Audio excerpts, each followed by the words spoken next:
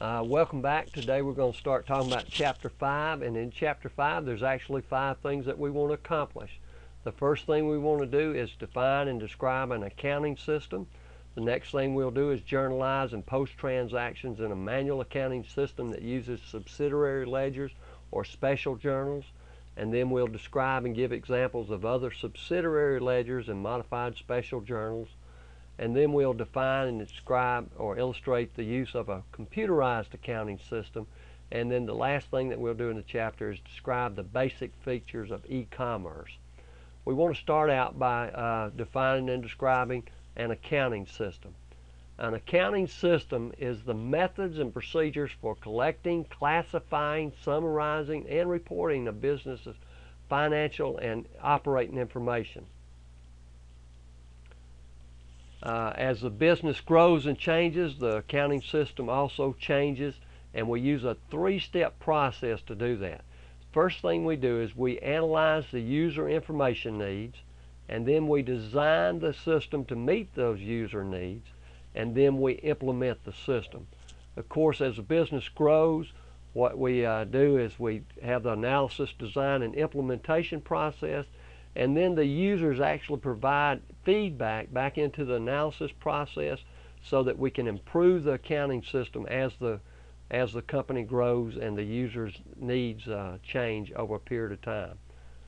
So the feedback is used to help us analyze and improve our accounting system.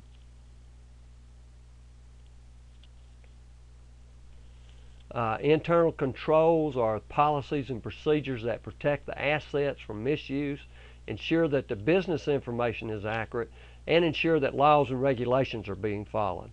Anytime you see a company that's having problems with pilferage, reports not being accurate, a lot of the problems that we saw that we've seen in the last 10 years were caused because of deficiencies in our internal controls.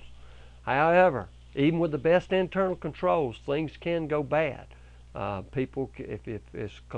collusion's involved, where you have more than one employee getting together with others, it's almost impossible to design a system that is fault-free.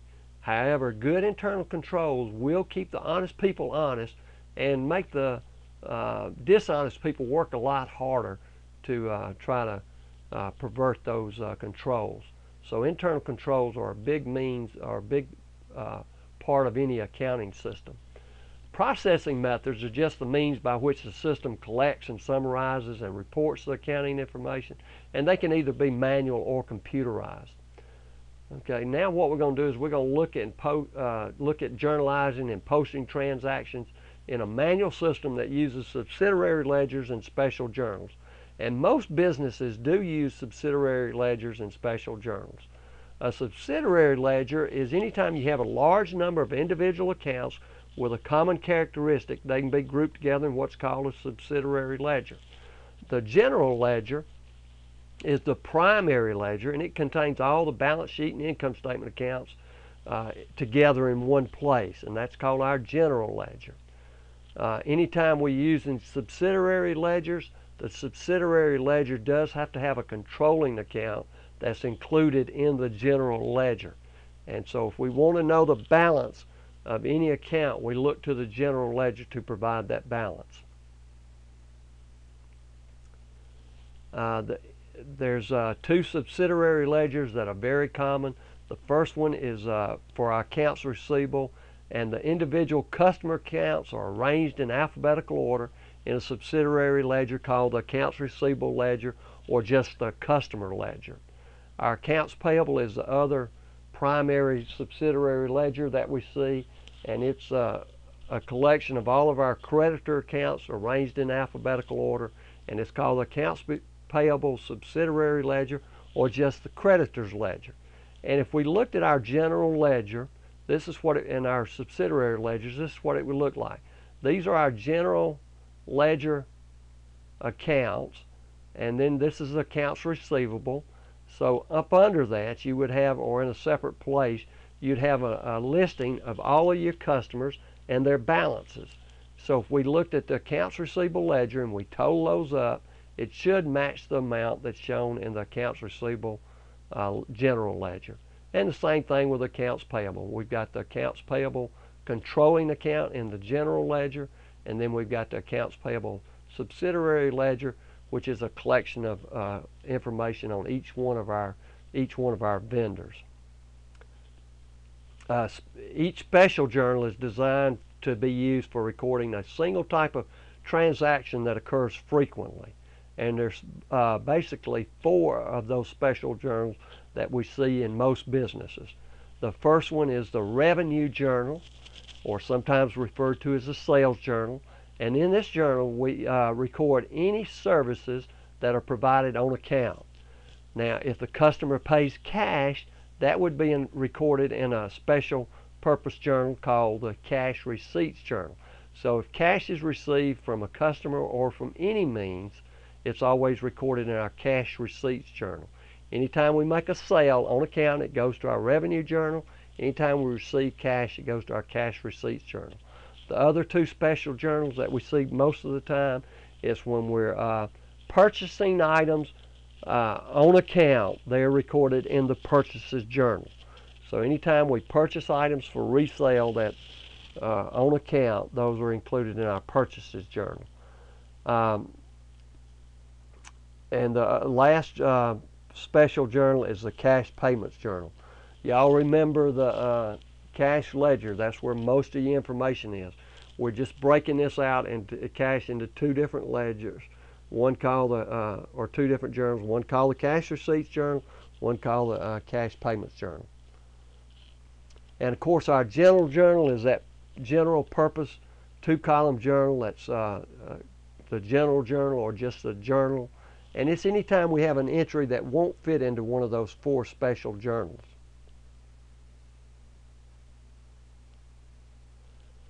We can have other special journals. Of course, we've talked about the revenue journal. It's used anytime we record fees on account, and the cash fees would be recorded in our cash receipts journal.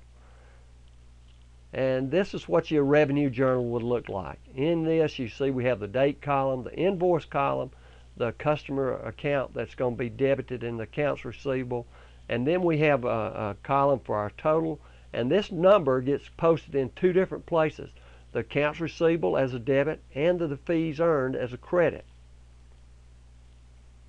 And if we look at it, these entries that's in this revenue journal also get posted to our subsidiary accounts receivable, and this just demonstrates how each one of these is recorded in one of our subsidiary ledgers for our accounts receivable. And to demonstrate how that's done, on March the 2nd, invoice 615, accessories by Claire, $2,200. We'd pull up accessories by Claire, subsidiary ledger, and post this $2,200, showing that it came from the revenue journal, page 35.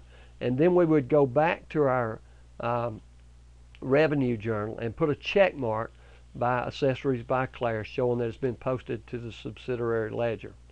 And then, of course, we do the same thing for each one of our other invoices, post those to the subsidiary ledger.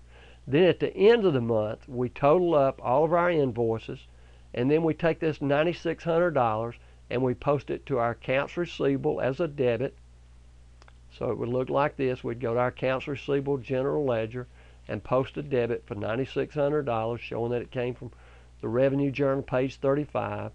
And then we would go back to our revenue journal and put the number 12 in parentheses under that $9,600, showing that's been posted to accounts payable. The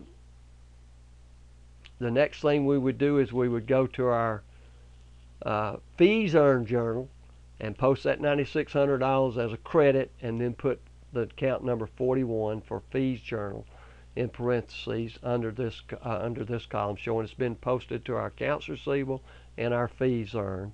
And of course, in our fees earned journal, we would have that this amount of money comes from the revenue journal, page 35. And at this point, this is where we're going to stop, and we'll pick back up with our exercise in the book. Thank you, and I hope you have a great day.